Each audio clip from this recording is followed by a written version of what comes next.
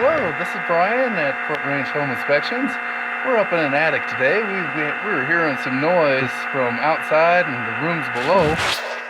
Seems to be coming from this radon mitigation fan. Seems to be wearing out. Looks like the date on it is from December of 2012. So basically we're looking about 9 years old. These usually will last about 9-10 years.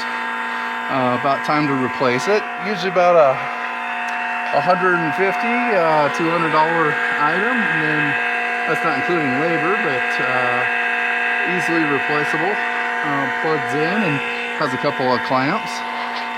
Something to be aware of if you do have a mitigation system, a radon mitigation system. The fans will wear out over time. Till next time, Brian at Front Range Home Inspections.